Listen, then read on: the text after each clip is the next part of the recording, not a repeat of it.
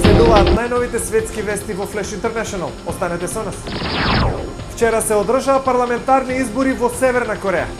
Лидерот на Северна Кореја Ким Џонг Ун на вчерашните парламентарни избори освои 100% од гласовите во својата изборна единица, а одзивот на изборите бил 100%.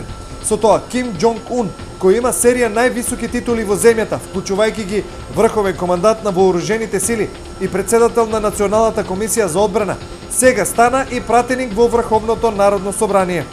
Во секоја од 687-те изборни единици имаше само еден кандидат, така што гласачите можеа само да напишат да покрај името на кандидатот на гласачкото ливче.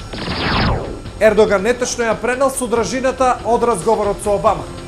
За турската телевизија АТВ, Ердоган во четвртокот изјави дека во телефонскиот разговор со Обама на 19 февруари побарал исламскиот проповедник Фетула Ѓулен, неговиот некогашен сојузник, а сега противник, да биде екстрадиран од САД како закана за националната безбедност на Турција.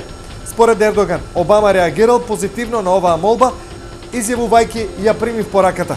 Одговорот препишан на председателот Обама во однос на Ѓулен не е точен, посочи Белата куќа во лифируваното комунике до различни медиуми, а меѓу нив и до Today's Zaman. Ова е прв случај во кој САД ја демантира верзијата на турскиот премиер за настаните, посочува вестникот. Исчезнувањето на авионот во Малезија, воздухопловна мистерија без преседан. Ова денес на пресконференција го изјави заменикот директор на Малезиската цивилна воздухопловна служба Азурхудин Абдул Рахман. Иако во теке се опфатна потрага по авионот од воздух и во море, ниту трет ден откако исчезна се уште не е пронајдена ниту трага од леталото и 239 патници и членови на екипажот од летот Куала Лумпур Пекинг. Десетици бродови и авиони од 7 земји крстараат по морето околу брегот на Малезија и јужно од Виетнам, паралелно со разгледувањето на прашањата за можните безбедносни пропусти, бомба или киднапирање. Авионот исчезна во раните утрински часови во саботата, околу 1 час по полетувањето од аеродромот во Куала Лумпур, откако постигна височина од 10.670 метри. Москва планира да достави 790 милиони долари за Крим, изјави во Симферопол пратеникот од Руската дума Павел Дорохин.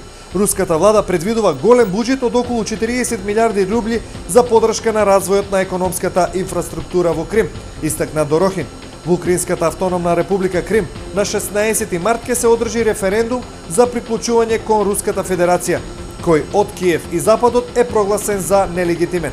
Парламентот на автономната република е под контрола на проруски представници, а војници испратени од Москва ги блокираа украинските касарни на целиот полуостров. Жена во Италија ги избодила на смрт своите 3 малолетни керки. 38 годишна албанка вчера со нож до смрт си ги избодила 3 малолетни керки. Ги убив за да ги спасам од оченичкиот живот што ги очекуваше во иднина, им рекла Елдира Добруши на карабинерите кога дошле во нивниот стан во периферијата на градчето Летче.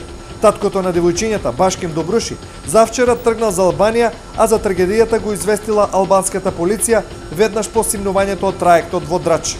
Супружниците се развеле минатиот месец. Во една порака на Facebook, мајката убиец напишала: "Девојчињата се целата моја сила."